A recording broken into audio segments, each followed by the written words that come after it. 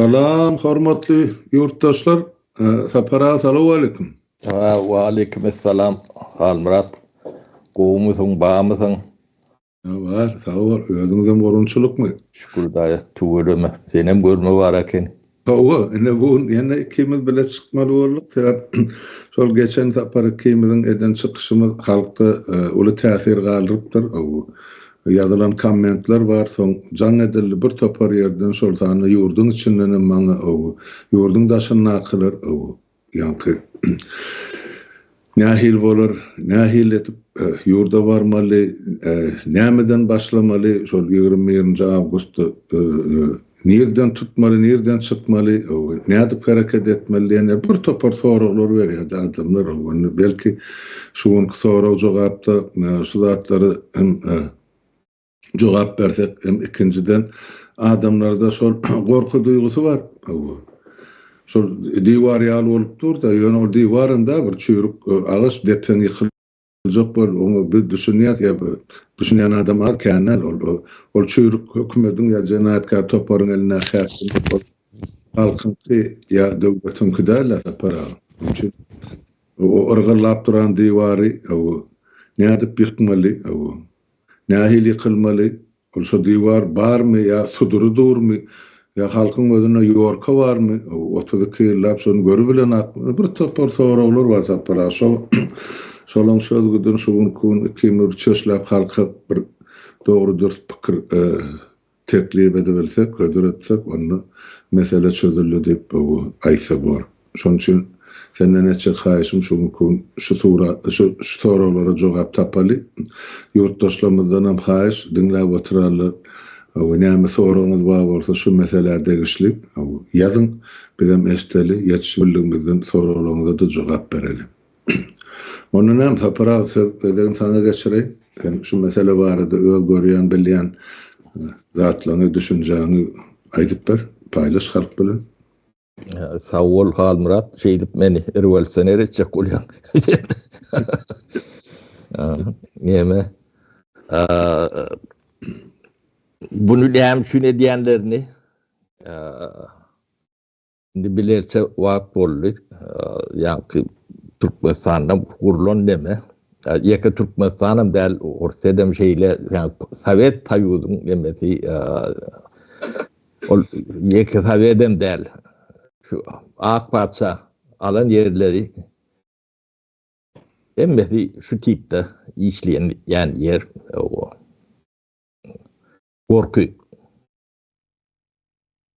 Gorky aşağında taklama, Gorky imperiyet değil ya da o şey değil. Ne devlete de aittik biz. Siz şu Gorky duvarlarını yıkın, bolmasa da halk yıkar. Sebebi halk soru veriyor da. Bu millet ne yaptı? Korkaktan yaşamalı. Korkaksında yaşatan hiç tadın ösmeceği o metemel görüp duran. Neticede mi nestaydı?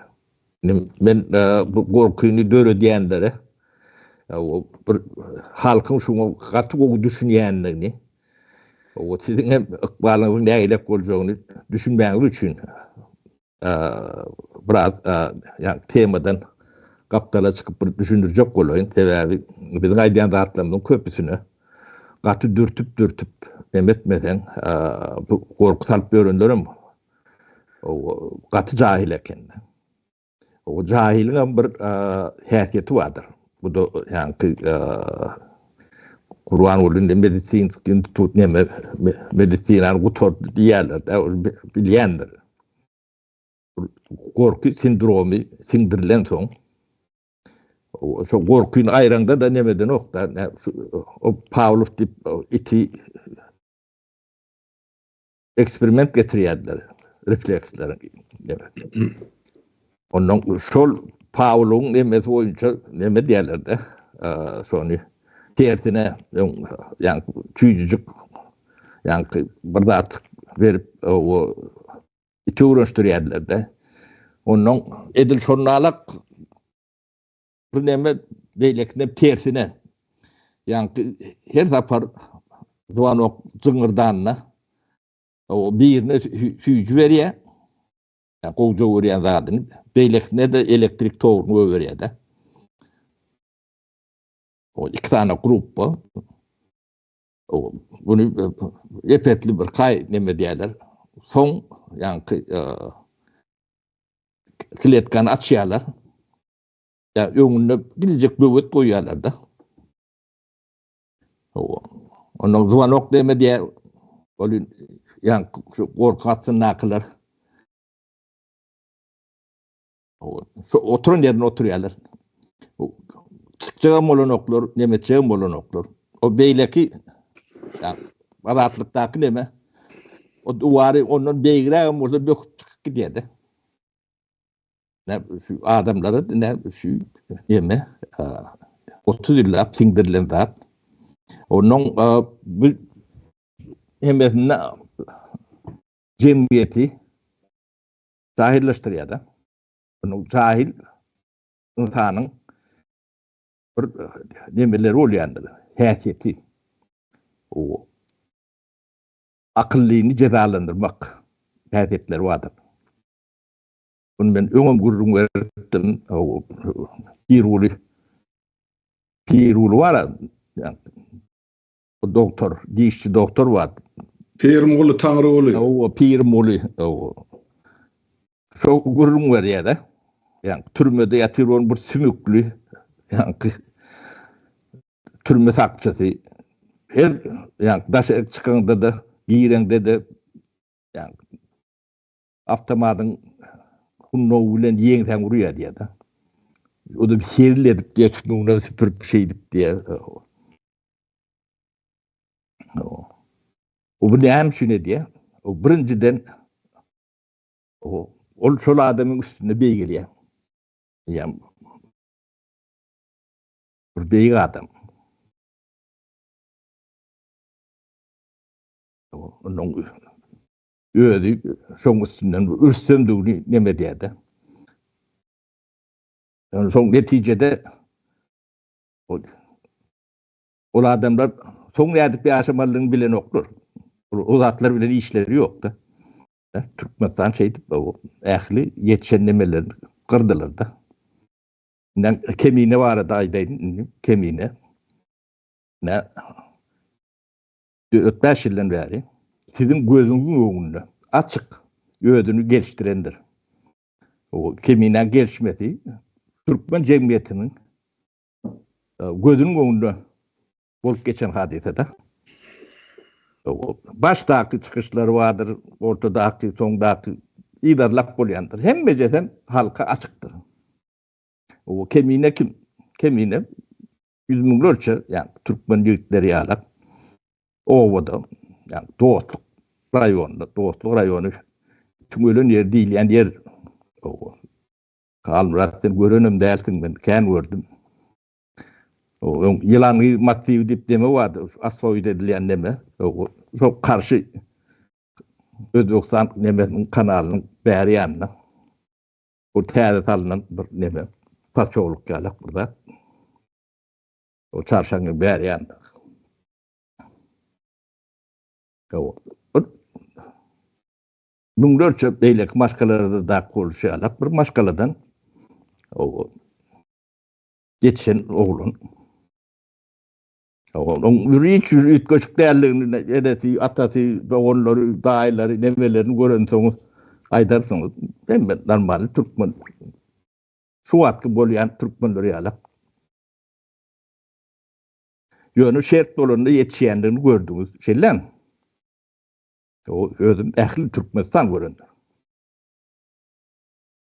O indi şu şertler Türkmenistan'da 30 yıldan beri bulunur olsa ne 100 bin adam yetişmeli.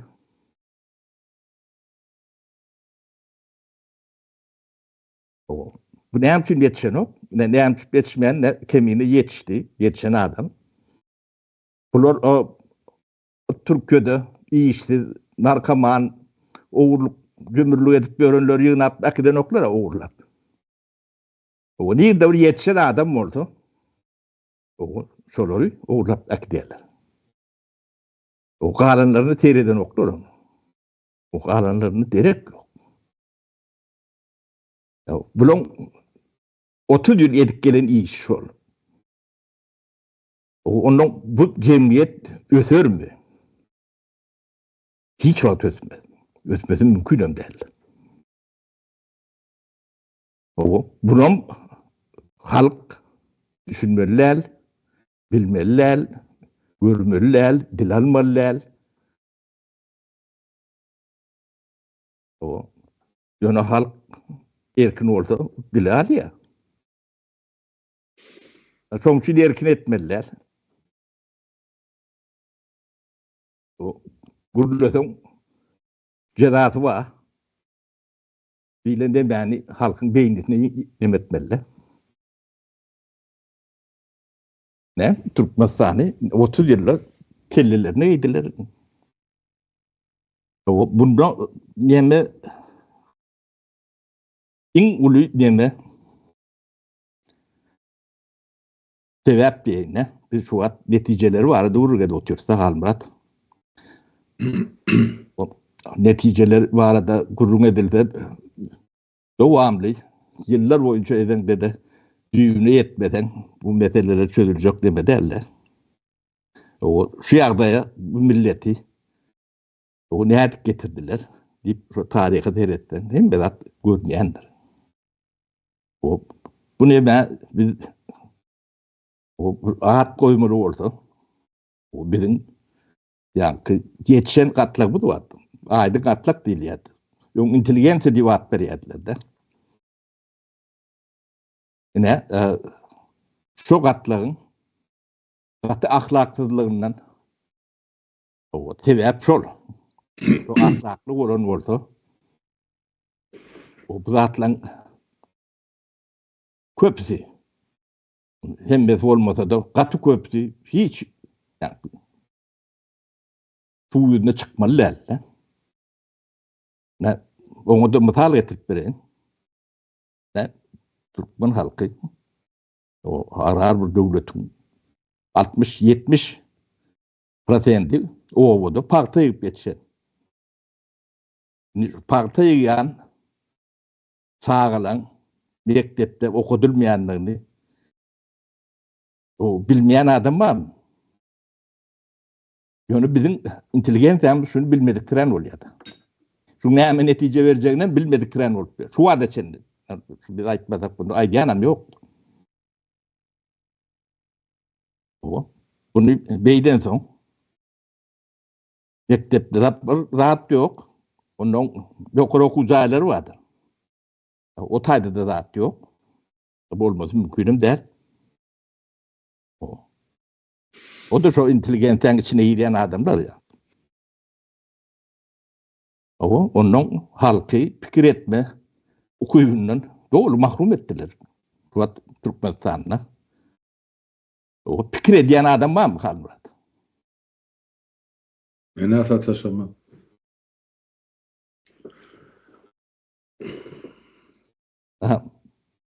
Bunun bu devranı sürdürmek için halkın üstüne korku salmalı. O korkunun ne keminani şular oğlancık yağmur dünya Ahmet tecrübesine kariyerine başlamadık çağı inni başlamalı. Yani özünü geliştirip görünce. O halka göz edip o koyun statyalarında atlarını seyredip görsün.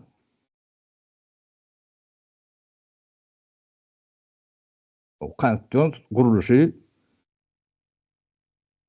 güç bilen ütkötmek diyelim.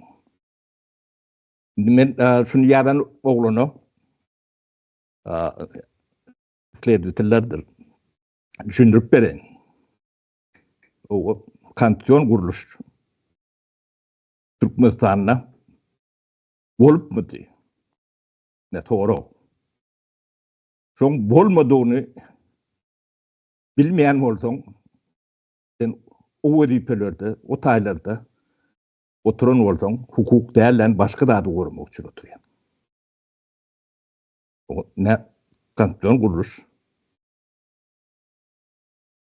bolmak üçin yani konstitusiýaň deňetimi, o deňetimiň kontroly bolýandyr. Bu bir. Deňetimsiz, kontrolsüz bir döwletde hiç bir kanun, hiç bir näme işleýän näler. O aýty bir döwletde seretseňiz, o konstitusiýon suwdy bardyr. O başga da şoňa meňdeş ombudsman diye yeni näme diye bir gapdalnyň deňetleýän nämeler bardyr. İkinci, yani güýç aýrymlygy diýip bir zat bardyr konstitusiýa içinde.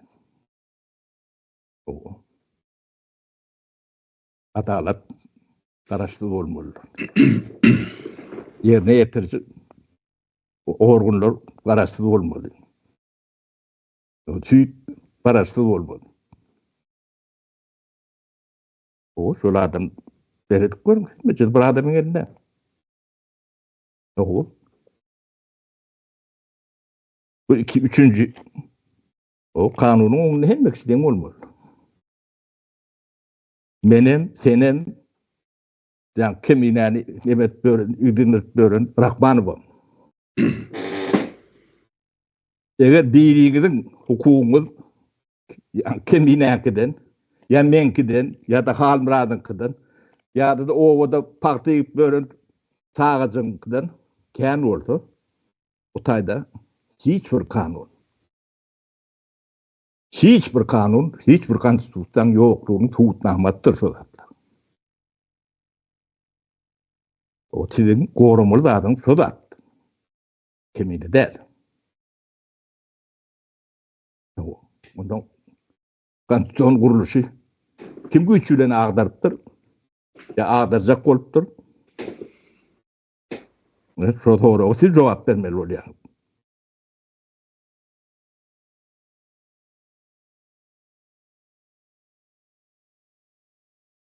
Bunu siz gorku bilen üstüne yapacak bolýar. Onu edip yapacak. Yani görelim.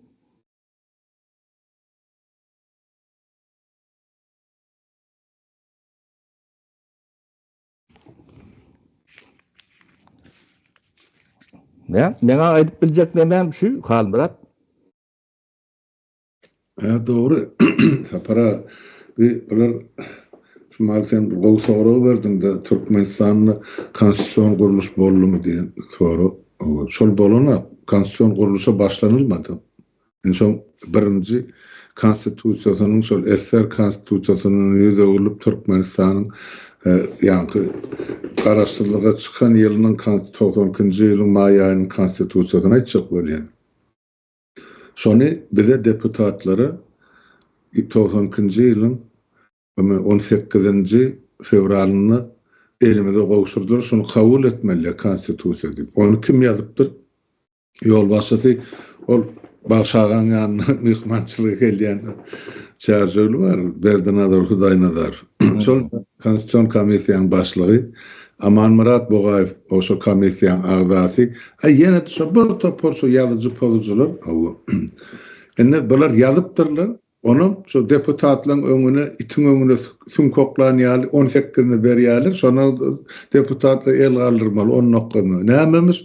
Niýasyň doglangyny Türkmenistanyň täze konstitusiýasy baýdagy, ýemesi, ýani gerbi kabul edilmeli. Ine şeýdip, şu öz ýazan zatlaryny konstitusiýada halka hödürlediler. Bolýa şo tapar basyp ýatyrdyk, geçirtmedik. Ýöne şonu biraz üýtgedilen görnüşde şo mazmunly konstitusiýa diýip muny 92-nji ýylyň may aýynyň ýalňyşmasam 18-nde kabul etdiler. 2 aýdan, 3 aýdan soňra. Ene? Näme konstitusiýon guruluş bolýar? Onu halk gatnaşmasa, halk öz teklibini etmese, şol halkyň saýlamady ady bar ýa ýok deputatlar öz tekliplerini hödürlemese, gazetlerde, jurnallarda, radioda, telewizionyada peçat edilmese, Ondan o yine de şu bir adamın adına yazılan konstitusiya bolýardy. Men onu bir adam biçilen donyp aýtdym bol. Ýöne şonu bir adamın adyna yazılan şol konstitusiya mı, kanun mı, kağız mı? Yapşylgy näme diýip atlardan gelişip dursa para onun üçin şo soragyna men jogap berýän. Ýok, Türkmenistanda konstitusiýon guruluş ýok, bolmanyny ýok şu neçeli. Şo konstitusiýa diýip şol döwür kabul eden konstitusiýalaryny ene geçen 30 ýyl bolýar. Şo 32 ýylyň içinde 9 gede güýtgetdiler. Evet, denetim bolmasa Halmurat, onun kontrolü bolmaly. O 100 saparym ütgödürler. Onun ütgödüwem ütgötmediwem diýerler. Bulan konstitusiýon sudy ýok da sapara. Şoň üçin edenne de otýlar. Näme ya bu da netice. Bu da sebäp däl. Sebäp, ýüp sebäp o bizim milletimiz ahlaksyz. Halmurat, bunu boýnuňyza almaly. Bizim milletimiz ýalak ahlaksyz millet, bilmedim dünýede başga da ba bolmagy mümkin bolun. Gatyp ahlaksyz. O ahlak ýok ýerde hiç tat bolýanlar. O konstitusiýa bolanda da işleýänler. Nevit gal altın çok çıkanına da zat bolýanlar. Ahlak ýok. Bunu näme üçin ahlak ýok diýip aýdýar? Ne bizim inteligensiýamyz 30-70 ýyllap çağılan parti bilim alyp bilmeýänni olara ötüp jemgyýeti yani bilgisiz bir zahir jemgyýet edýänni bu akıl etip bolanok. Bilýärler, ben çıkararoklar. Evet. Peýdalarynda da. Ya da ýokary okuw jaýynda muallimler tatdaly.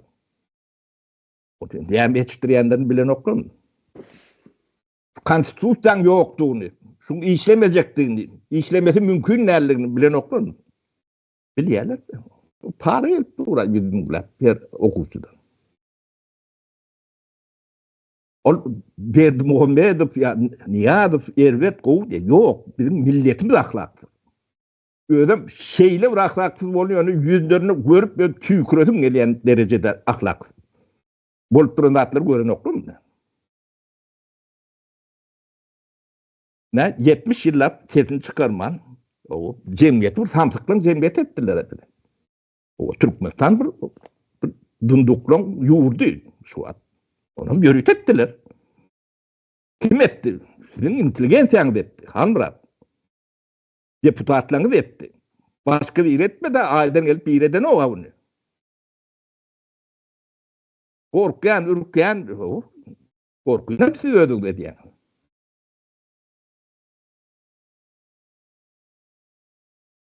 O, indi yaş yetişen oglanlar ütgöşük yetişýär daşynda.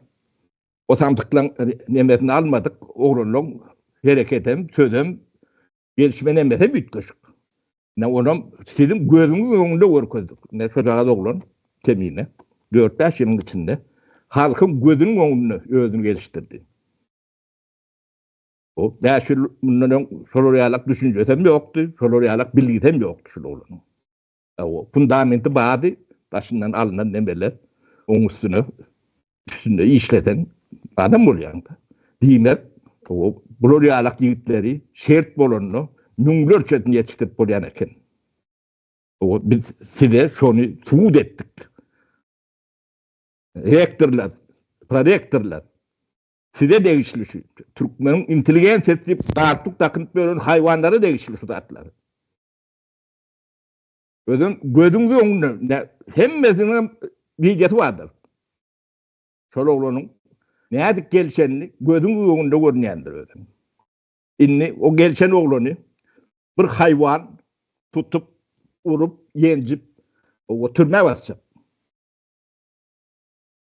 Şol urýan, ýenjýän, şol sorak edýänden bir bilimine, nemesine bir seredip görüň. O utanmasaňyz açık edin tüydüňizi. Telewizorda görkezin. Sizin kimdiňiziň ýüzüni halk görsün, dünýä görsün sizi. Sizin 30 ýyl meclisiňiz bar, meclisiňiz. Şol işlerini ok. Ne Ýankyjy oglanyň gurunan gurucu meclisi Sizin 30 yıllaki etmedik işini yumruk kalça oğlun 7-30 yaşındaydı. O da bolyanlığını netice vurku diye şunu. Hayvanlar. Bu Türkmen milletini niye getirdiniz? Beynisi hiç saat yani, akıl tarafından mahrum olur yalan ettiler. Bunu Berdi Muhammed veden o. Siz yalan söyleme. Şu cemiyetin inteligentet etti şunu. Siz bu ne akar? Bu ne akar? Niye ahlaksız. Beynisi o beyinde diyem yok. Ben hemen de diyen. Çünkü içine sayıladan yeke bildiğim yok. O içinde köp tanıyanım ben. Kabir doğasam diyendir. Doğaslığı da beylekiğinden.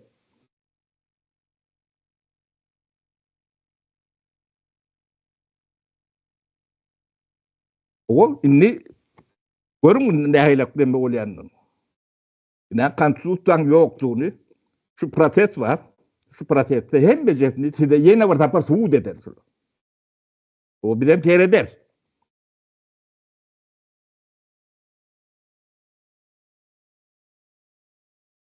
Ha, bunlar gerekke olsa İngilizce'nin taşına gelip böyle adamlar var. Bunlar yaşaşı hal bırak. Bunlar çağrından hem ben kırın. Yakın. Bu yaşaşı değil. Bunlar yaşaşı var mı? İtinar da yanından su çeler. Bunun kime diye? Bir 200 tane hayvan var şotayda.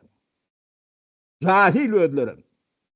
O birinin adına Mehmet ittir, biri general yıldız oyuttur, yine birmen ilçi diye okunu hiçbir adı derde yarayan spesialistler ödü. Birin. Evet, Türkmenistan'dan şu 30 yıl alanda şotaydan YK adam çıkması mümkün değil.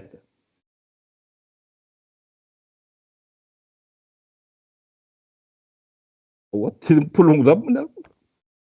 O sticker satıp gören oğlanlar soğurup diyor. O namıza beden dok. Ben direktör, ben doktor, ben akademik tip öğrenimim var içinizde. Tüp sizin yüzünüzde.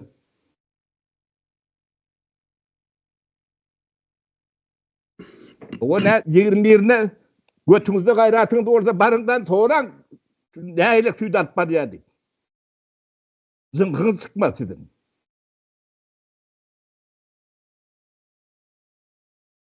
O yarancılığı edip yoğurdun bağlığını gemrip yatanadın kenesin. Yetirtenem sağa şunlarlık bunu. İçecek yerini diyelim. O ben Berdi Muhammed'i bir niyazı bir nemem çede uğramı hiç tartta olur. Cahil ağaç. Yani on kaptanın akbur topur yalakaları var. O bir men direktör diye. Bir men general diye. Yine bir men doktor diye. O. Bol pörün adı düşünüyor yok mu? Bu çok ne ahlak olacağını düşünüyor yok mu? Düşünmede yalak diyen mi vardı?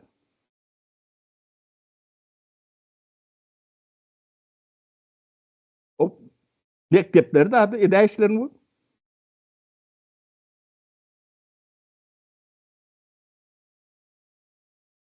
Halka uçun eret. O uçuna bolya ödü ve diyen adam. O sizin kelleniz, siz ödün dudağa düştünüz. O sizin bundan ağrık yaşayışınız yok. Ben şunu ayıp vereyim. O size cahil, bilimsiz, soğutsuz, mesleksiz, insafsız, yani ortaktaki bir topur generaller vardı. Putin gidip öğreni görüyen. Almırat. Görüyen.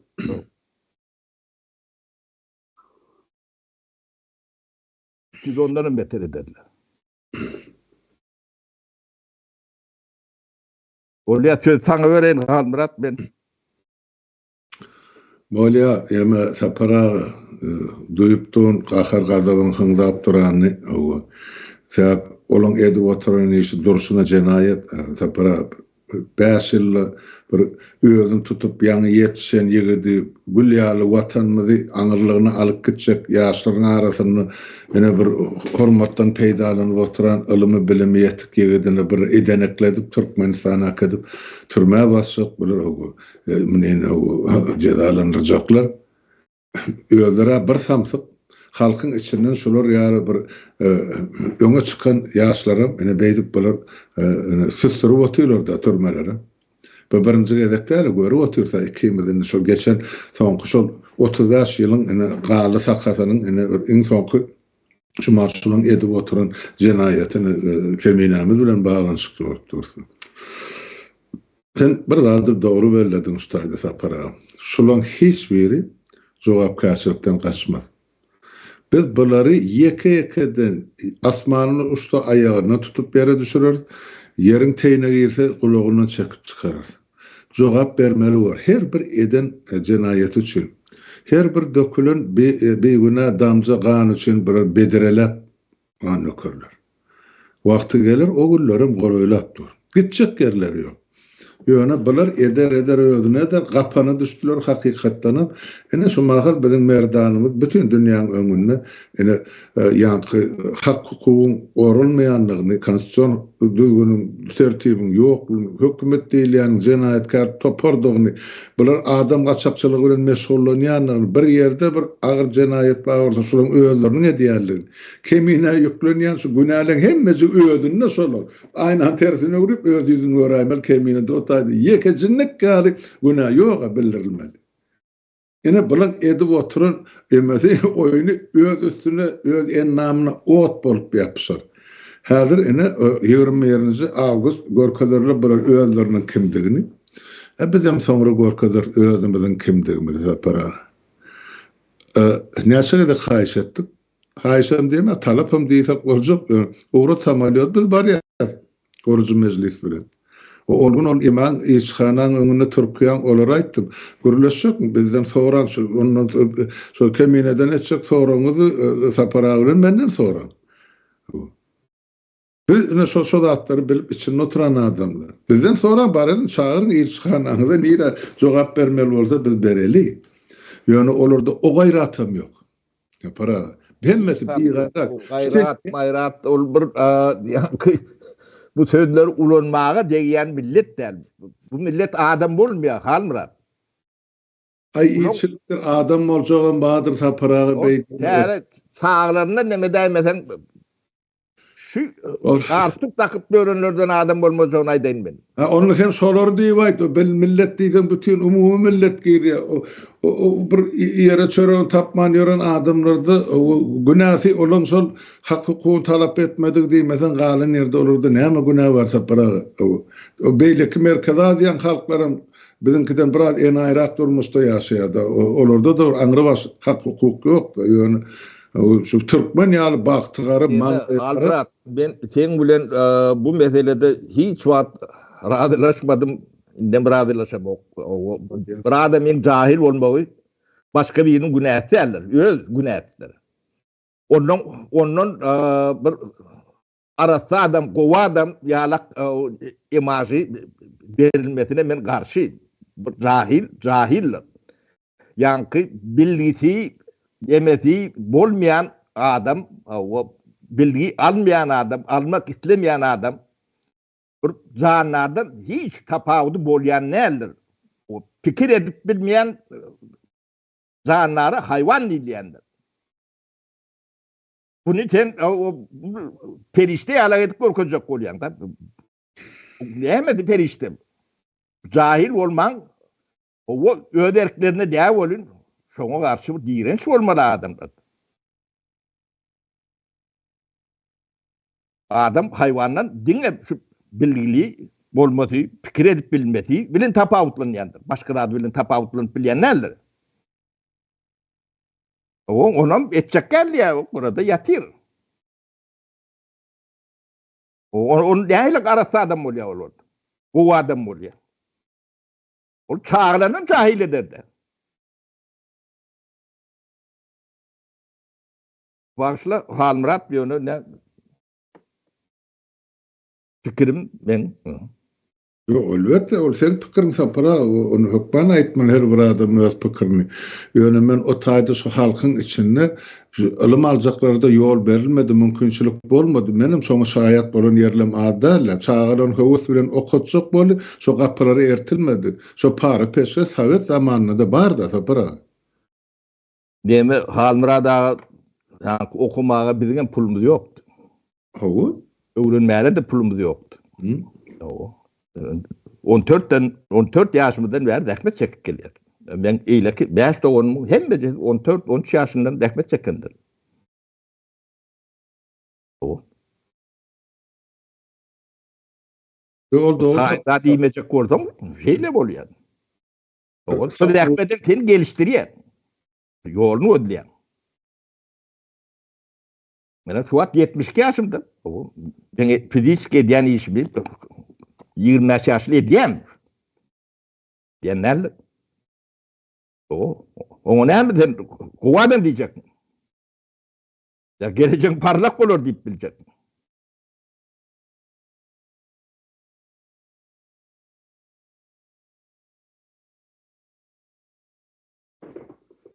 An illeşlerden sonra alaly Halmyrat. Boror, näme soragy bar? Seretip görün. Men ýanymda telefon oýdum sapara bu. Sonra men okuyam. Tak. Emme Umeda kardeşime Rus diline ýazypdyr ýemani. Şo konstitusiýa maddalaryny türkmençesi ýok bolmaz şemelerinde.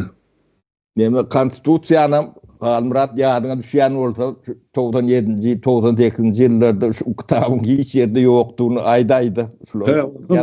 Ýadyna düşýän bolsa. Çıkarsalarım öýler üçin ulunma sakadamy biýanky parlamentde 20-30 sanyny goýupdyrlar. O halka hödür edilen konstitusiýa şoň üçin şu 1-nji, 2-nji, 3-nji kabul edilen konstitusiýalar ýokdur. Bibliotekalerde hiç ýerde de ýok. Ene hakykatdan hem şu halkymyzdan şu zatlarym okumakdan mahrum etdiler. Oň ornuna da o Niyazyň adyny kabul edilen kasam ýa-ni ýazgylar tarapyndan ýazgylar. Şol adamlar var, ýa-ni bir topar adamyň adyna alyndy, Bernazar Hudaýnazar diýip. Awa. Onuň onjuk Mutaýew diýdiň, ha? Awa. Onuň Buğraýew. Aman Murat Buğraýew. Aman Buğraýew. O şolong bir ýa-ni bir portretini çekip ber. Halmyrat. Ine sizin birinciden bu kärin hiç bir spesialistler, goroyuna barmadyk adamlar. Barp bilmejek adamlar. Bu bir ikinci tarapdan, ahlak tarapdan. O Bernazar Hudaýnazar alhas. Benim yetimliginden tanıyandan çağı kalk önümüze getiriyediler. Kalkımı yerine düşüp geliyordü. Bit duruşu bile bitlep geliyordü. Ecem giden son gün öderiyedi yorgun düşüklüğü dağıtları. Bitten bosturdu deyip o kalkımı kâyem. Şu dağıtlar çağalımızı yanından attı. Şolor ýalak bir deme bir yani ölen iten adamlara nemet görmek demede tanalyan nemet. O şu döwletiň binýadyny şolor guran bolsa o ahlak bolar. O guran şolor, ýazanam şolor. Yaranjaglyk edenem şolor, nuska görkedenem şolor. Yaranjaglyk etseň, eňilip salam berseň diýmek ýaşamak mümkinçiligim bar diýip mene halkyň aňyny ters düşünjäni guranam şolor. Özlerim ýoksam sapara, sen dogry aýtdyň da, şu halkyň inteligensiýasy şolor. Bir halka görelle bolup şol ýazan kitaplaryndan, goşgularyndan netije çykarmalar halk bir. Olar şol ýa-ni Niyazyň şahsiýet kultuny, soň özleriniň hak hukugyny ýitirmetmekle getirilen derejesi şolak. Özlerime ýitirmeli bolýany, özleri ölmäke yüz miňlerçe adam başyna ýetdilerdi. Ol onjuk Musaýew diýil ýa-ni ine ilkinji bolup şol ýa-ni Niyazyň elini oşap beren bir gazanjykdan ozul aslında innelmän ýören adam ine gelip merkezi komitetde oturýardy oğlum. O deme institut vardı yani deyip nauşnu komünizm diýem näme şu ne men demesi vardy. Ady vardy. Şu dilimin uzunda gelen nokta. Çok direktiri o yani demek komünist partiýanyň teoretikleri. Bular bazar adetini urýarlar. Ana. Birinci sekretary näme? O komünist partiýa. Kompartiýanyň teoriýasyny ol ýeme kapitalizmi tanqid edýärler. Onda nädip bir bazar ykdysadyny urýar. Men şoňa gaýry.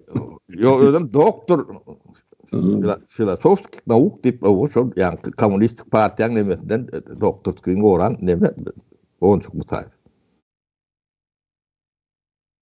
Doğru.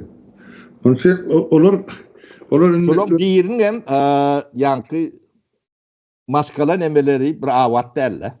Yani şonu bilýänler. Ben nazar Hudaý nazaran öýle iş bolany, saça ağaranlar öýle iş bol. Doğru. Sapara ustayda soru beripdirler, şoňa men jogap bersem mekan. Näme üçin konstitusiýany meclis agzalary el galdyrmasa üýtgedip bolýarmy diýe. Olar hemmesi el galdyryp otyr. El galdyransaň şol kabul edilýär ýa üýtgedilýär. O meclisde oturanlar deputatlar, halkyň saýlany adamsan da olar ýokardan şu sana boýunça, spesek boýunça kim şu deputat bolmaly, Niyaz ýa Gurbanoğlu gol çeken bolsa, şol adamlar gelip şu meclisin oturgagyny saklaýarlar. Başga edýän işler. Ýa-da aýjahan illeşimiz oğulugy bolan soň bu zatlardan hatty ulogra aýdýan. Türkmenistan'a ne millet seçen bir deputatı vardır.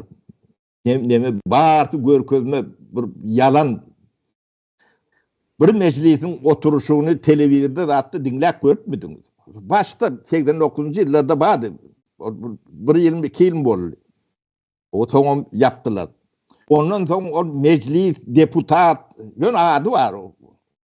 Halk batlaka diyalak bir zatlar bunu. O şu zatlarım halkı ağlak gezdiler. Bari ağlak edip. Bir meclis heyetinin sesini eşitlik görüp müdünüz bir televizyonda da attı bir problemanı kaldırıp. Yani emedim. Yok olsa yok ollu ora. O adı oranı ülen o bolluğu değil. Son halk o eydiye beydiye edip onu kabul ediyorlar da. O konstitüsyon yani adam ya kabul edilmese o yani denetim olmalıdır. Kabul eden dedi. Kontrolü olmalıdır. Ona konstitüsyon süt değildir. O Türkmenistan'ın ne emediğini tek bilen adamım yok, anlayan adamım yok. Şu olmasa o kağıdın işleyenlerdir. O yönü kağıt olup kalyandır. Onu kendine ne yapıp yıkacakmışsın güçlüğüne. Tamam. Yok zaten. Onun şu yerini yetiren oktaysan konstitüsyon bağlıydın mı oluyor? Sen buradadın denetimi hem kontrolü olmalıdır. Sol mekanizmi yok olsa o demek onu ne ile ütküdönlerini bulunur. O son talep eden adamım yok. Şu bol diyen adamım yok. Onu koruyan adamlar bağ edik korku diyorlar. Bu konstitüsyon oranı okur. Konstitüsyon düdüğüne mi oranı okur? O turvanı koruyorlar. O etaati mesele sor. Sana sonra olsa para. Yemme arşivi açarız. O zaman sagat eden cinayetleri açılır. Buların ahlisinin son buları oda yakars mı saparağa dip sana sonra veripdiler. Mağar uzat berden yakarım ben. Hana. Kalanın devam edeceğini bilem yok. Ben demme düşen yarar.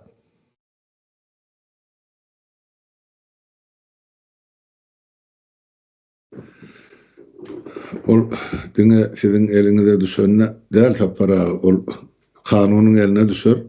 Täze Türkmenistan gurucular olurdun. Berk jogap sonra biz o administrasiýany geçirecekdik näçe gede gaýtdy. Şu geçen 4,5 ýylyň dowamında yüzlerçe gede gaýtdy. Şu ýokon asosiasiýalar, illüstrasiýa ya arhiv açylmak. Kormy deme Halmurat, o bir topar ahlaksyz o ýanky gemirip ýatyr. Şoda. O lüstratı yok orada. O pir vavriyeme çumu dip o nemen kitabı vardır biliyorsun. O. Olur yalak katlak her bir millette elmide ama birdir ikidir 5% bolyandır. O Türkmenistan'da solar vardı. Solar yani. Görküdüp o. Ödlerim birim Türkmenistan'ın içinde pulunu çağatını taklayacak olyanlardır. Hem bece daşına kaçıyanlar. Ediyen atlardan bilyeler bunu. Yani ortalama generalleri alak hem becesi milyarder. Ortalama generalleri var. Hem becesi milyarder yönü demedi der. Türkmen'in generalleri alakın derler. Şolağım hem mecesin çağası, NATO'yla uruşup görtüyorlar. Çağaları Amerika'da, Angliya'da, Germanya'da, pulloram jotaylarda. Pullor yönü duruşuyor. Sonra var.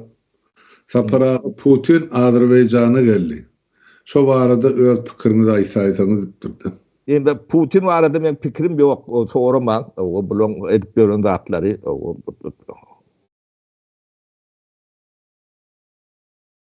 Götüne kısa düşüyendir. Başka ne olsun. Başka da karşılayan deme yoktur. Köyünü yani orta devlen Kazakistan sotaylarda otlap tuğulmasa başka gidecek yerim yok. Yine de şu önka mendeşirak bir yeme soru verdirler. Sapara sana Türkmenistan'ın baş prokurori işlemeyen konstitusiya bilen yani yok bir madde bilen bir adamı cenayete çeken üçün bizim merdanımız gözümünü tutuyanlardı. O prokuroru nahil ceza verip barar Saparaga diye.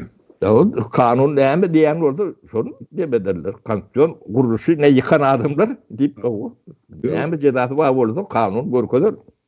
O adam ol baş prokuror men pikirimse tribunalın önüne cevap vermeli. Onun beyleki grazdan suuda derler. O kanun kuruluşun yoktuğunu bilmeli adamların birincisi öğüdleri şulu. Son bilibem hediletip kullanıyorlar da kuruluş yok, kanun işleyen halk yok. Soğrayan halkım yok. Onu halk bir zat diyecek bolsa onun karşısına sol yankı okulmadık işlemeyen kanunları görkezip bunları ya paralayalar, ya PSS alayalar ya da türme basyalar.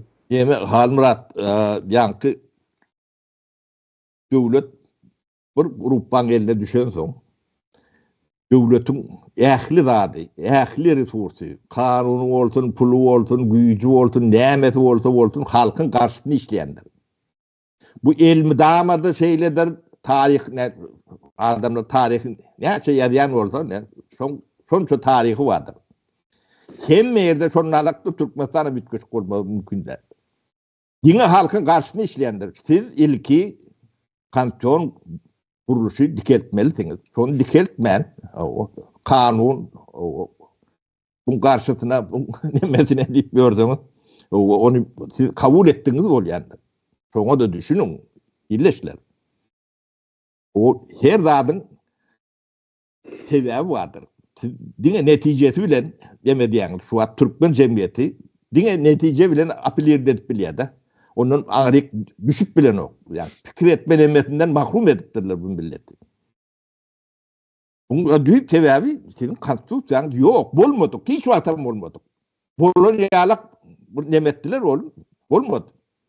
Ne 92. yılda şu bolmayanlığını neyim mi iklim? Right? O yok, on men aytıp beren, sen aytmandy. Ýa-ni 91-nji ýylda şol Daýans jurnalynyň 1-nji sanyna o ýa-ni bir iklim Saparagaňysy kakalaryň adyny göterýän ýigit, ol şol ýemede Justitia Ministerliginiň ýörüte bölüm müdiri ýazýar. Siz ýalňyş saýladyňyz ýa-da Sapar Murat Niýazow prezident postu. Näme üçin? Eger şu taýda bizde prezident barada kanun bilemek, ýalňyşmasam ya 96-njy ya 97-nji ýylda kabul edildi. Prezident barada kanun ýok. Niýazow ýap otur o 8 ýylda prezident bar. Ýöne şol birinji taýlananda şu taýda düzgünname bar prezident barada. Şu düzgünnamada görkezileni Sapara Türkmenistan'ı prezident bolacak şahsiyet ya adam ya grajdanin Türkmenistan'ı özünüksiz 10 yıl yaşamalı. Ene sol punktu niyaz bozupdur. Sonum ene iklim tapıp çıkarıp onun o yankı Dayın jurnalı var. Dayın jurnalım ol Türkmenistan'ın içinde çıkan jurnallar onu bir aktivist yigit nimede Moskvada Salamat. o şeyle akıllı yigit salamat. Bilemek var mı şun ayette yok mu? Ene sonunu Zahireti yarlı, bu kupol koşunda bomba yarlı oldu benim 91. yılın ahiri. Son için 92. yılın mayında ya iyununda təzeden prezident sayılığını geçirdi. Sol maddan ayrım. Sen yine bulan oynap veren oylarsa, ondan stada yurttaşlamada düşünmek gerek de kim yurdun ya devletin ya halkın düşmanı. O sol hükümetteki otururlar sol döwürki parti yol başçıları mı, komünistler mi, beylikler mi hemmesinin alıbilmez ýagy bağışlan bol iklim falan masalası bol. Sebäp bulan hemmesi sol olumly, bilimli, öz işin bilýän adamlar bu görýän zatdan bolşy alaýdyp berýär. Ine şu şeýle bolmaly. Bolly oturdy.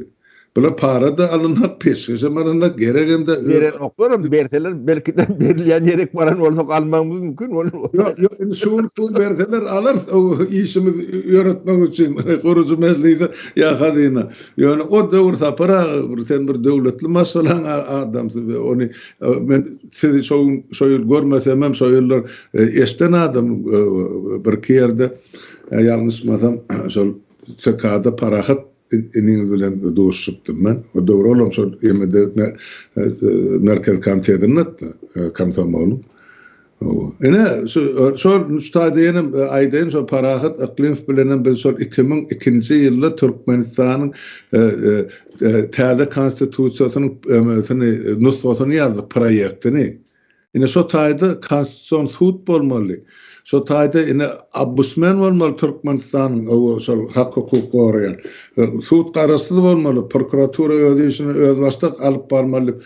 Bir topar maddalar ýazyp ködürledik, onu çapam etdik. Kim onu innedi ya kime gerek bol? Ondan näre 22 ýyl geçdi. Dememiz gartukly gatlagymyz gataklak halmrat o yönü möňü däl men bunu hemmekşin öz garşyma aljak bolup ýani emedip piňmede däl yönü bunu biri aýtmaly. Şu milletin yani yetişen gatlagy var. Bilimli, gülümli diýen gatlagy ýalak, ahlaksyz hiç millette de ben görmedim halmrat. Ba bolmagy mümkin onu ýöne men duşan däldim. Gataklak. Yönü mön ahlaksyzam däl. Bularam ýanky halkyň itin ardaýandan tuğçmaga mejbur edýän ýagdaýlar. Bulan owurluklary, nemelikleri hiç ekonomika elmide ama o bir kilden, 5 ýyldan düzedip bolýandyr. Ýöne bu ahlaklyk, bu çüýrüklük, bunu 3-4 nesilde de arasalap bolýan däl. Doğru. Para bir topar soralar var bir gitmesin okaýyn hırdan aşağı çekmeli. Yemede ştaýda Türkmenistan bir ösen döwletiň kömegi bilen şu ýagdaýdan çykyp bilmezmi diýen. Yok biz özümizden çıkarıp bilýäs. Bu aklymyz adam diýetdi ýa-da. Keminen o 5 ýylda nähaýlek ýetişen boldy. Hem mäňiz 4-5 ýylda şol orýalyk ýetişdirip bolýar. Ana size ýöne nusko görüň dip demedi. Ine meclis üçin, şu gurucu meclisdäki dilalynýan, neme alynýan, tribuna alynýan toraglar bardy. Şolar ne 30 ýylla Türkmenistanyň meclisi, bular 30 ýyl, öňündäki 70 ýyla boş, 100 ýylla şolar ýalak nemeni hiç halkyň öňünde gürleş bilen yeri ýokdur. Bolanam däldi. Ýöne edip bolýar ane. O Türkmenistanyň 4-5 ýylyň içinde şeýdip bolýar. Şu meclisdäki oturan adamlar Türkmenistanyň meclisindäki şu zatlar görüp utanyp yere girmeliler. Onun ahlak yok. utanmadılar. Namus yok, hisat yok. Utanç yok. O biz bu zatları yani sizi güymeyecek kolu edem yok. Size bir nusko, yani görüllü. O şun bolyanlığını size düşündürmek için, millete düşündürmek için ediyor. O ben başka yani işim yoktur ödeyen. O şundan lezzet alayandır ödeyen şu zatlardan. O size bir nihayet edip bolyanlığını görkezmek için. O görüllü olmak için. O müngler çağda terede oturuyor. 2000'den uğrak eser var. Seyredip görse videolar vardır. 2000'den uğrak. O ömrünüzde şöyle yalak bilgi alan yerinizden yoktur. Onu hem de boynunuza alın. Boynunuza almana da ahlak yoktur. O da ahlaksızlığın bir görünüştür. Bardağı görmedik türen olmak. Ne Şucağa Doğulan 4 yılın içinde jurnalist olup yetişti. Türkmenistan'ın içinde şular yani kemiğini yalak jurnalist yok. Kâren del mi?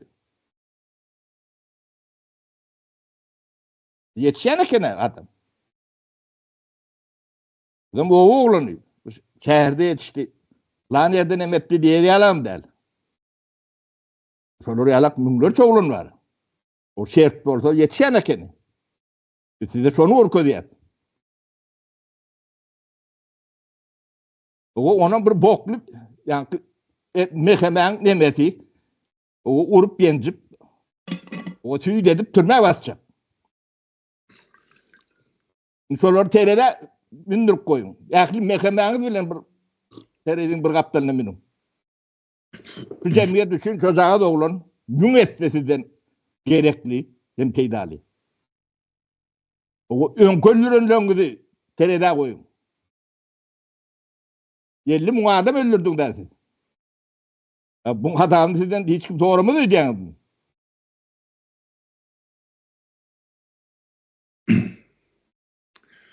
Saparağı şayda bilemek yürekten aydılıp mı ya bir provokasyon için aydılıp bir sonra yazılıp duran olum ekranıda men onu okap beren.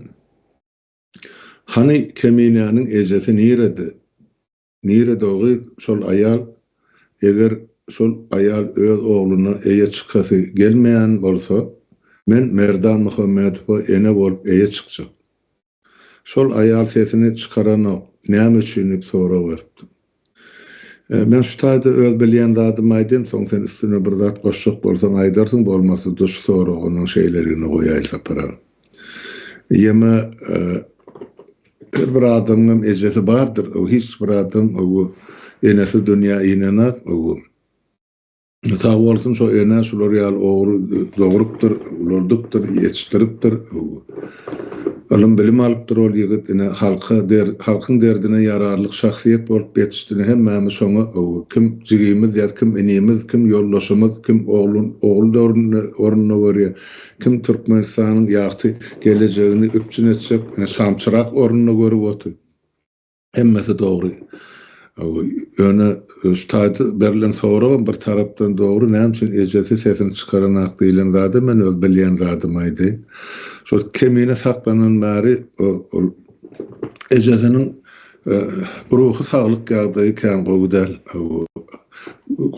Agyr depressiýa düşüpdir, gyripdir, o gorgul näme edip näme goýup berenden bilenak diýen mende pikir bar. Men doktor däl elbetde ýa bir ýanyna turamak, ýöne şol sesinden gurrundan ýa öýnäkbe oğullar bilen habarlaşamady estirip durda pahyr o şol aglap otup şular ýaly ýagdaýda her bir enede den götürüp bilmeýär bir derdi diýjek bolýan o.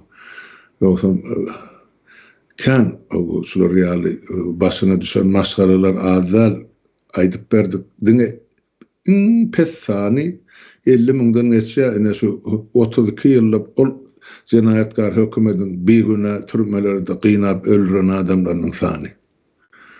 Dat olong ene ýygyna galan hosarlarynyň gününe şuna çelli olong ne ýa-ni yarasa bitişdi ne de gözünün ýaşy uğradı ýöne. Ulardan dörlü bolýarda kim mertlik bilen içinde saklap kim götürüp bilmän duýgusyn daşyny çykaryp otyr. Onun için bu meselede hem maňyzdan haýyş etmen etçe haýyşym o keminen ejesine nirde dip şugun şuraya soragy berip olan derden aralyp oturmaýly biz bara ornuny dursa hemmemiz o edip otursa işler ýaş bolsam ýaş geçsem erkegimden anam o kemine nakden bilen ol melle halasy kam teýdimem goruju meclisinem beýleki meýkine ýene de adamlaryň gollawy işi bökdenmen gidip otyr. Gelin şu zatlar şeylere kabul edelim, eser edelim. Nemen diýjekler adyma şol separasyň üstüne bir zatlar goşuk. O şoýun neme keminen ejesem, jiýsem, o daý ýegenlerim, şu galan türkmenler var, ne? 4-5 milyon türkmen vardır. Şol ýalak başgalar sizden hiç bir ütköçük geri ýok. Yani Halmurat o 50 000 adam öldürülen aýdyp geçdi de o sifir menen bilýän. O şolong ne ejeleri ne eneleri o sesin çıkaran yeri yoktur. O keminen ejesem daýsam intem şolong biri. O men şoň üçin size yani düşünmäňiz üçin kemine sizin gözüňiz öňünde yetişen özünü geliştiren oğlan. Bu protez sizin hem mäňiziň gözüňiz öňünde. Özüm hem bejeriniň ýazgysy bardyr. O 4 ýyl mundan öňkü keminäň ýazgysy bardyr. 3 ýyl mundan öňküsem 2 ýyl, 1 ýyl adam gelişende tinetde görnýändir. O şuny islendik o oğlanyň islenlikde bir terýigi bir zatlaram bolmaly, o ahlaky bolmaly bolmanda. O islewi bolmaly, hüwesi bolmaly. Şo zatlar ba bolsa, o yani her bir oğul türkmen oğlanyň bir fundamenti ýeten soň, o bilge zada ulaşyp biler ýalak ýagdaý dören soň, o bilgine seçip saýlap biler ýalak bir kısanak yol orkudan ýene diýendemesi bolur. Gelişip gidýär. Şertler gerek. Ne şo nusko, yani keminen başgalasam her bir türkmen ojagy alak bir ojakdan çıkan öz problemleri, dertleri, görüleri bilen o problemleri bilen ýetişen adamlar ýaşap ýören başgalar o. Hiç birinkiden ütköçük neme däl o. Şo şertler o ne töwerüňizde oğlanlarda da var. Oğlan neme diýen ýetişip başlaýar. Ýetişer. Ýöre 30 ýyllap şu zatlar bolmady. Türkmeni şundan mahrum etdiler. Ne şo zady size görkezjek bolup edýärdir şu zatlar. Düşünün. Biz ýa-ni prezidentligem ýa-ni ýene bir adam hiç tadı gerek geldi. Öz yani TNT'mizin o kazananca demelemizin hatamını edip berdi. Onu birinden demet berdi. Görün ne bir zat etjek bolsa halk üçin ne şey edip bolýar. O adam yetiştirmeden gymmat başka hiç zat yoktur. O birine pul verenden gowdur, birine iş verenden gowdur. Ben adam hünärli bir zat yetiştirýär. O ýeki Türkmenistan'da da dünýä jemgyýetini peýdalady beçdirýär. Ýöne gynandyrjy ýeri, ýa bir samsyk haýwan, onuň demedem ok, ne Rahmanow ýalak, ýa ýene şoňa meňdeşýän Kıbat ýalak, ýa da Türkmenistan'yň ýylçysy bardyr, Türkiýede oturan. O şolar ýalak haýwan, o şolar ýalak oglany. O ýok et bilýärler. Ve Türkmenin betbaatçılığı siz şu tayına düşünün. O problemi merdanına değerler. O merdana hiç tat olmaz. Ona maydayın. Hiç tat edip bilmediler. Ettinler, uğurtunlar. Dem olayanını ton vururlar. Ýöne şu sistema şu duruşuna işlete Türkmenin hiç wagt agdaşa yetmiyor. Yetmesi mümkün değil. O bunun üstünde de korku dige şoň üçin vardır. Başka da düşünmel. Bir halk ne hem korkuň asanda yaşamadı. O korku diýilen zat sizin çağalaňyzy geleceğini ogurlayandır. Yok ediyendir. Sizin öňüňizdäki yani yeliğini ojagy yapyandır. O korkuýundan aýryň diýär. Özüň de aýryň. O bir yaragly ya yaragsyz ya sizin konstitusiýon guruluş diýänigde de demetmäli. Ýykyň şu korkuýny. O şonu ýykmasaňyz halk ýykar. Halkam bunu etmeliler. Başka çıkargası yok. Bunu etmeli yetir eder. Yetir olmasa birun eder. Yani buna da şu ediyen işleri var. O bu da atlan başlamağına bir uçkun yaratır. Çok uçkun ne ölür de ölür de. Ya bu da yanacak mı yanmayacak mı onu görür. Sapara Ştaýda bir gaty-gazykly soragy beripdirler. Soragy çekilýän otoglarda urup ýenjip günä ýüklemegiň öňüni almak maksady bilen kamera gornaly diýip ýanky Türkmenistanyň wekilleri men şeý diýip düşünen Birleşen Milletler Guramasyna çykyş edipdirler. Ya gorkasyňlar şu. O özüne hökümet diýen jenaýatçy topar açyk görkezin aklawjy berilipmi diye kemine. Onamaydın diye de. Türkmenistan'da o aklawjy diýilen zat ýokdugyny. Neme advokat geldi var sonra. O taýda advokat deme yok. Men Türkmenistan bilen okmu dedim. Yok diýdi. O yerli advokat yok mu diýip soraýardy. O taýda advokat diýilen zat ýok, düşünje ýok. Yani konstitusiýon nemen deňetimi kontrol bolmaly şeýalar. O bolmadylar ömeden oklar advokat. No. Ne? Şular ýaly onu soň men nädip o taýda şu kanun işlemeýän döwletde advokat nämetine gerek ya prokuror nämetine gerek o ýokardan şol barmagy çommalyp görkezme berdi şeýitdirem adamla tutully gapyly ýitirmediler sapara. O telewizorda öýler görkezip durar onu. Guraşa. Ana şoda şu ýanky hukugyň ýokdugyny, adalatyň ýokdugyny, ýaky ýok däl, hiç wagt bolmajakdygyny aýdyp oturýarlar. O bu millet gataklaksız halmırat. Ne şu atlarım görüp tezini çıkarmanı tutuyorum. O millet bolmaňam öz jogapkärçiligi vardır adamlar. Ýöne iyip garryny doýurup, yani kazanç edip o keypini nemet görmeliler.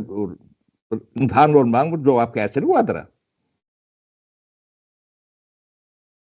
Şonu hissedýän adamy göremok men. Almurat meni neme diýen, ol başga bir ýerlerine neme diýär. Ol eden ok halk beýle özüňe jogap ber, özüňe. O en şartet ba aňryňda bir zat ba bolsa, özüňe jogap berýän. Bir eden ok diýip o hiç kim eden okdan taparaga orta çykmalylar şeýdi. O hiç kim çykan ok diýip çykmalylar. Ýeme sapara bir gorkaklygym ya gorkmaklygym, gorkýas diýmekligim bulary bahana.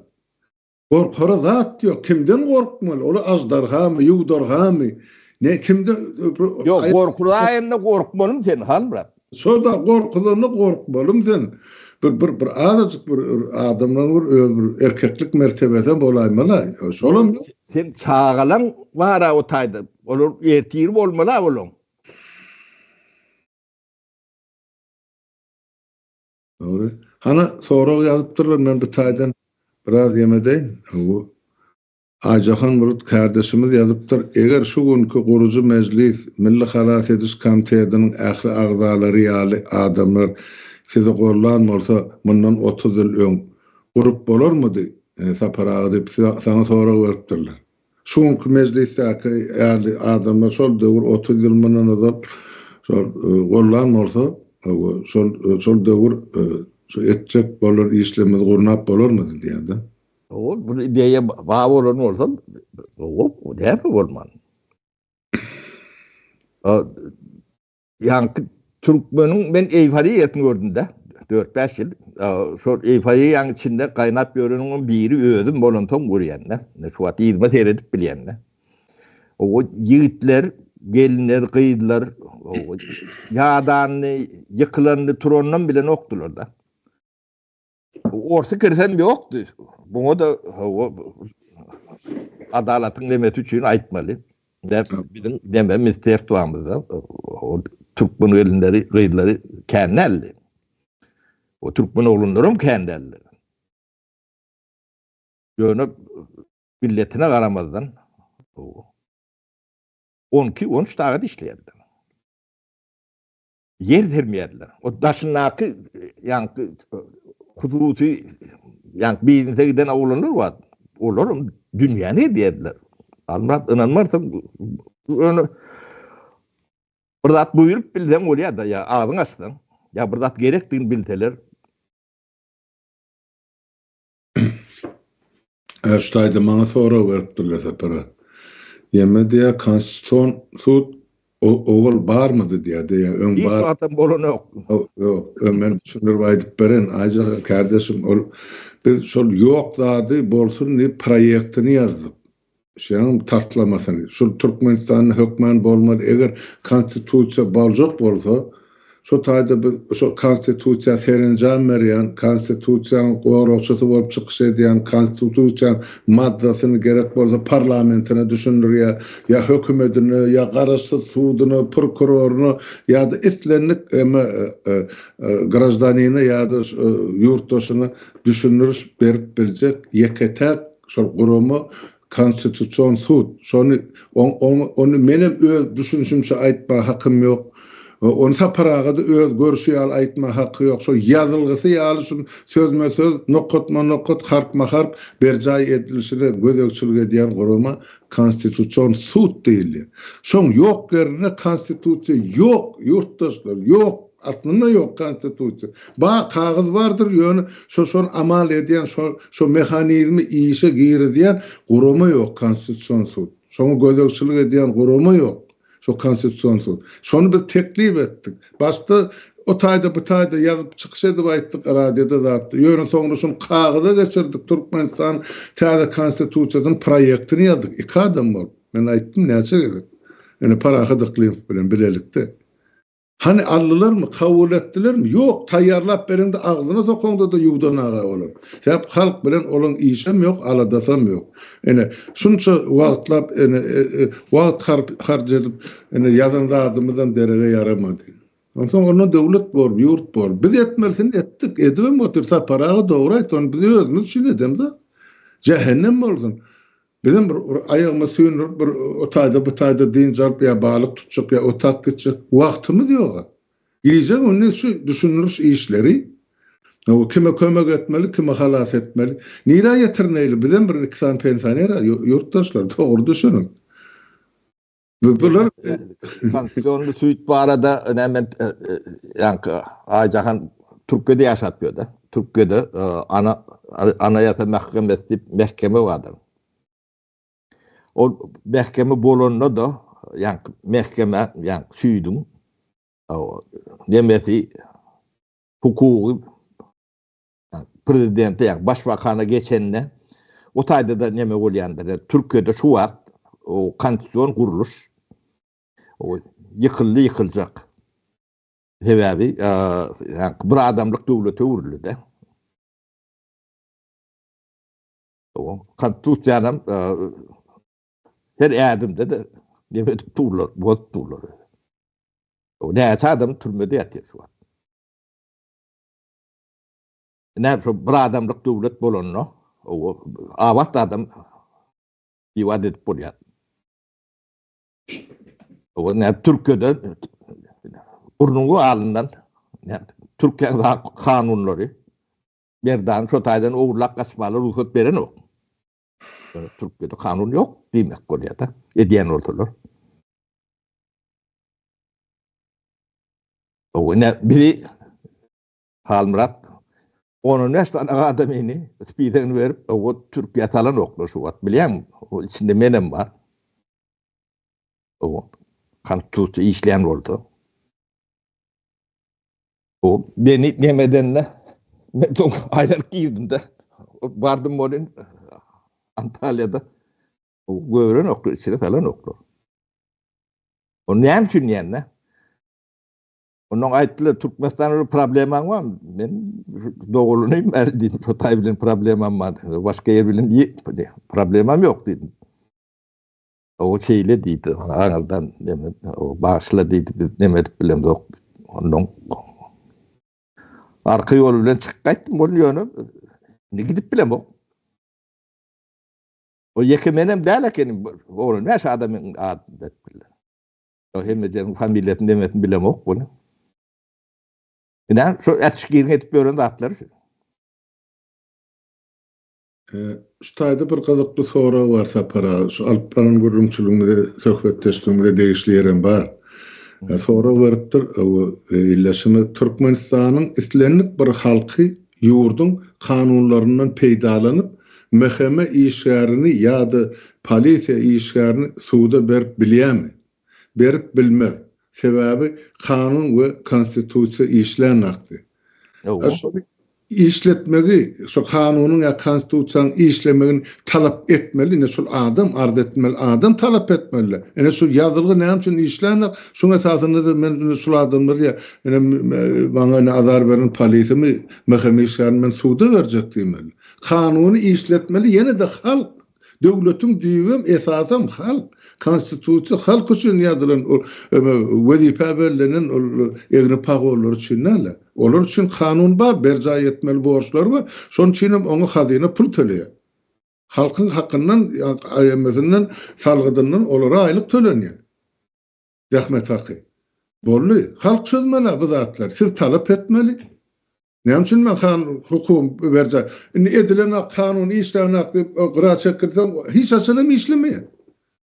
Kim işleyecek? Yani çünkü işlemeyenini ne düşündürüp otursa, yani konstitusiya bağ olsa, demek bunun denetimi olmalı. Denetimi demek kontrol demek.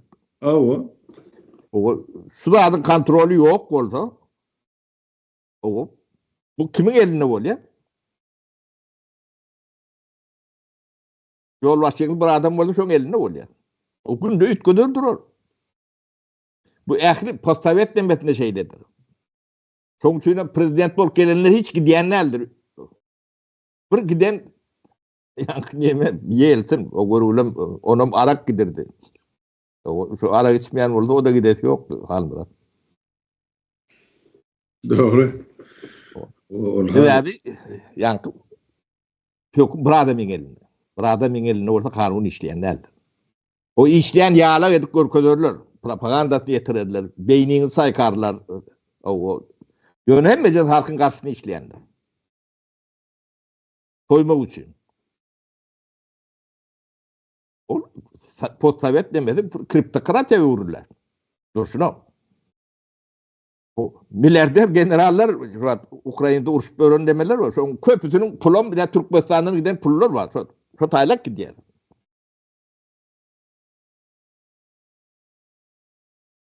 Hakyky. Ýemede Sapara şol inni aýdyp otursa, nire näçe kimin näme ogurluk eden. Indi şonu halk şudatlar alyp göterämeli ýaly boli, ýene de busup oturýar. Ha bular halmyrat, o busup oturanok. Bu köp bilýär. Ahlak, gaty ahlaksyz. O bu ýa-ni adyny dogry goýun. Haýyş edýän sizden. O sypaçylyk etjek bolup hem beceri taparağa diýdirjek bolýar. Tanryat. Taparağa ýok, bizim diýýär bolýar her bir adamyň öz beýan ediş formady bar. Ahlaksyz bolsa ahlaksyz diýip bilmäge de bu da bir format. Tanryat. Taparağa bizde başga halk ýok da ýa-şol dogrudyr. Niýe başga asmanyň Marsdan göçürelim. Sen bir zat dogry belläp geçdik. Olýar şunyň gelejeginiň çağıranyň hatyratyny biz şulara göz yumaýly. Şolon hiç olmany çağalarına bir geleceğin öpçün etjek yurdu alıp bir tapıp koyup bilsen bollu wezipemiz bitti. Şon etjek yigitler gyýdylar yetişdi ana soňky 4-5 ýylda bara oğlum onu mu aýtmalylar?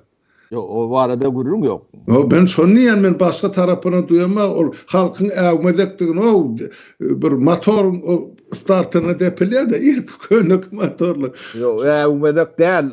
Yine de ahlaksızlık bu. Umedeklik değil.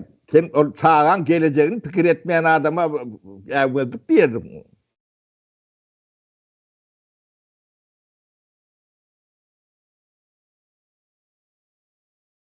Şu düşünjesini yetip bilşi şudur da para. Tak, niyene ma sorawa geçweren sorawlar para. Geç soru. Ay gatykan bu soraw berýän. Ya men okyan şin berýän bilmedim yurtda. O sen oka ver Almurat.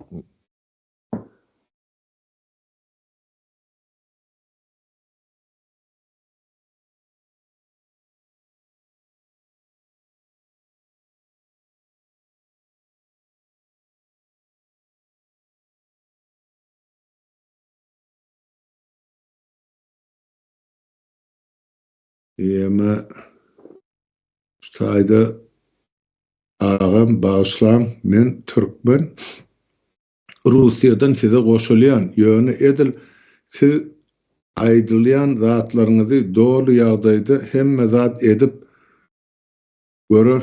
görýär sizem düşünýän ekeniňiz.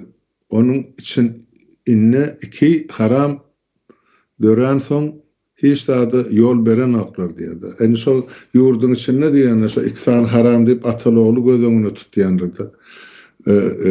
Yurtdaşym ýa aýdyk geçdi. Gep şol ikisany haramda ya üçtany haramda däl.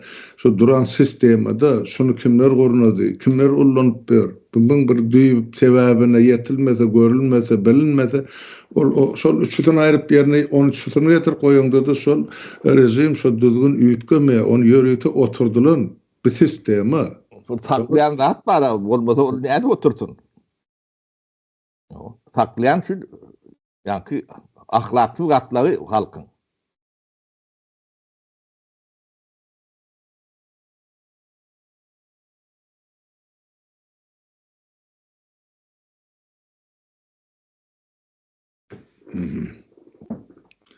Şaýda merdany giyli ýagdaýda gaçyrylmagyna esasy roly diýip düşünýärler. Ankara baş konsullugy Mekan Işanoğlu Interpol suud etmelimi ýa-da mi iki ceza bermelimi Halmurat diýip meni soraýar. Ýa-ma kardeşim Interpol suud edene Interpol aktarış işleri bilen mesullanýar. Emma on eden cinayetine kim ceza vermeliyse ene ýa-ni Işanoğlu gönüden jogapkar oldyňa merdany da däl onun öňkü protokol ýigitlerimiz gyýlan biziň bilmeýän adamlarymyz ýok etdiler. O ýerde hurdanmar. Ýa-da daşary döwletde hyzmat edýär. Onu bilýän. Onun cezasyny ene biziň tribunalymyz berer, onu Gaga suduna da ýetirmer. Şonu aýdýan.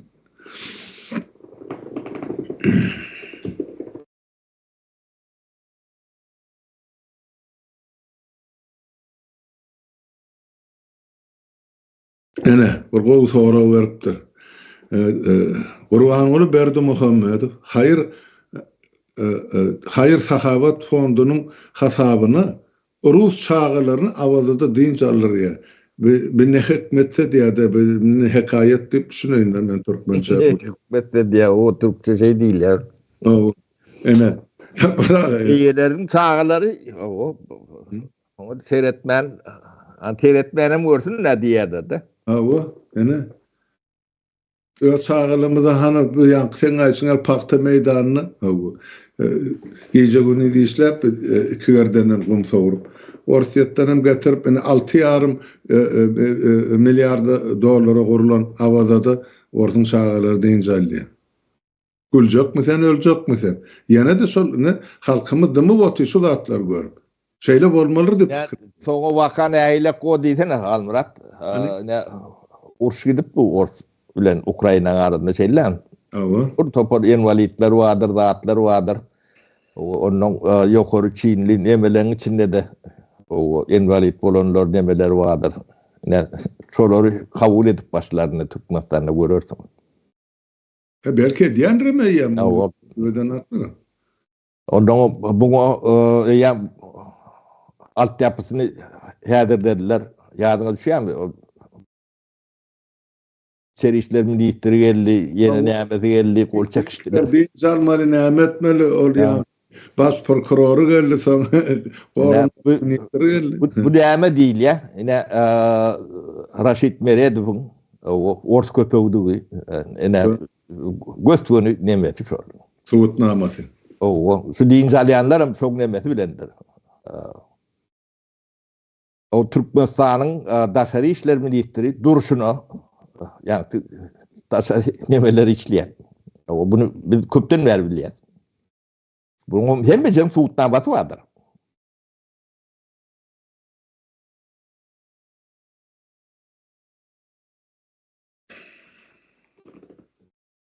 Şu tayda soru veripdirler yani şol fond barada Berdimuhamedov fondunu sanksiya berip bolmazmı diye. Ol bizim halkımızın özümüze bağlı zat. Ol Sahabat fondunu kim sanksiya versin? Ýöne sanksiya açan berler. Ene şumal Türkmenistanyň nebeti gazy çykyp gidip dur. Nirä diye Orsiýada diye.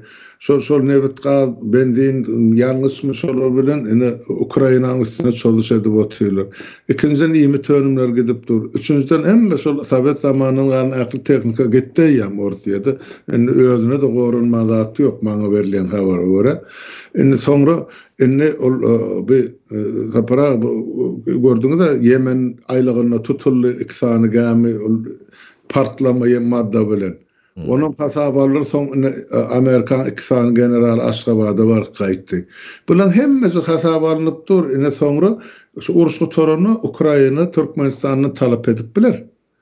O kontribusiya ya hunni vaydayla Türkmen çaýsy özünde olmak ýetirilen ziýan.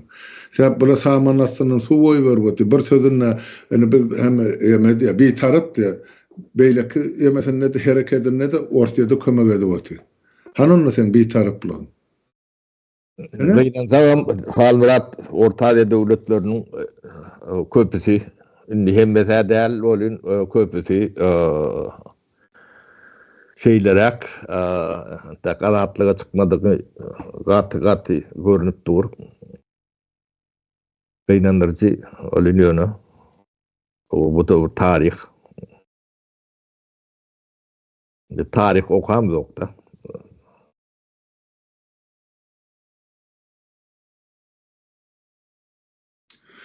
Şo da o bilemek Ayhanur kardeşimiz ýazyp dur, gur çağasından ekdi bolmaz diýe. Tapara. Gurdu kimken? Çağadı kimken? Gur kim bolýar, çağadı kim bolýar?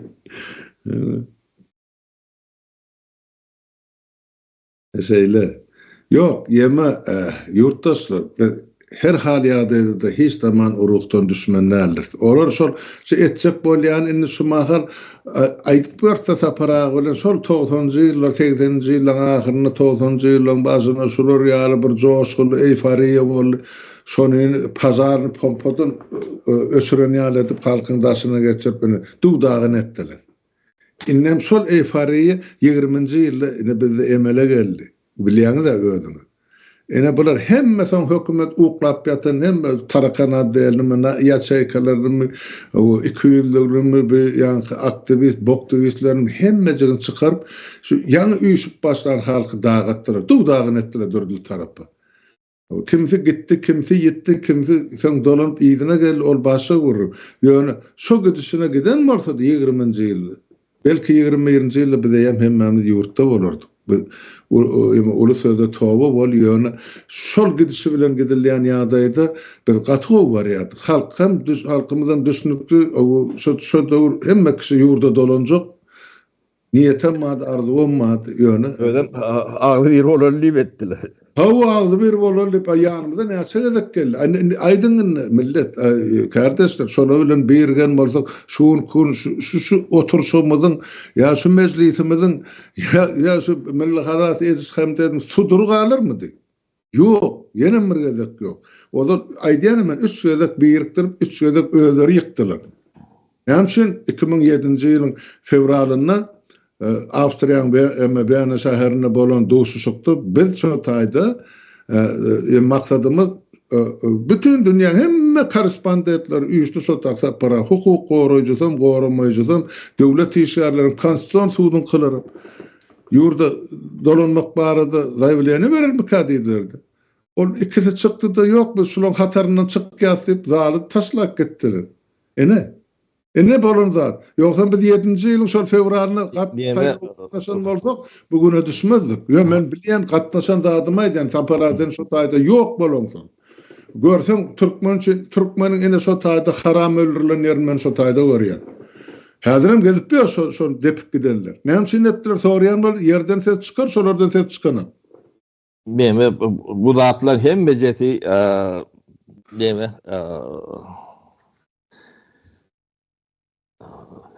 Nemed vay oturmayın. Yani şu yani kemineli protest vardır.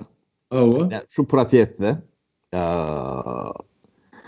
biz kendi o ne halka şunu cik görkölüp bereriz. Onun içinizdeki, daşınızdaki önkü, sonkü bu topor gatlaklar vardır, torlar vardır, nemeler vardır. Şolong hem mecetin üstüne açar. Yani bir de bu arada kan gurrun eder. Kavriyeleri tin edin. Keminen alkaştılar. Fetniyelerden çıkıyor. Dahilek çıkıyor. Onu görüyorsunuz. Çıkmalı yerinden çıkıyor. Başka yerlerden çıkan o ne hemşin.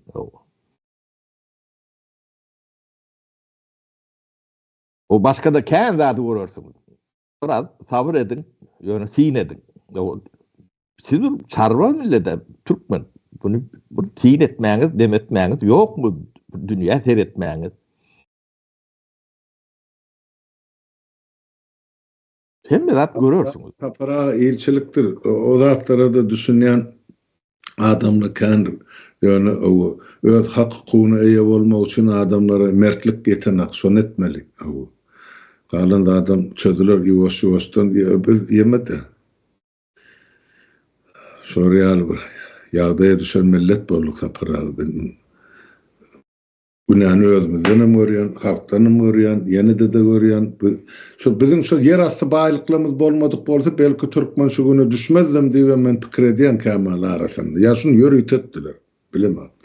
Bir banana respublika bolan bolsa belki bize ünsem vermediler. Ama Afrika'da o götüyalına solgap beren halklar var. Hani hiç kim şolar halk deyip adını tutanak. Yani bizinkini şol. Toprağın aslındaki bağlıkları.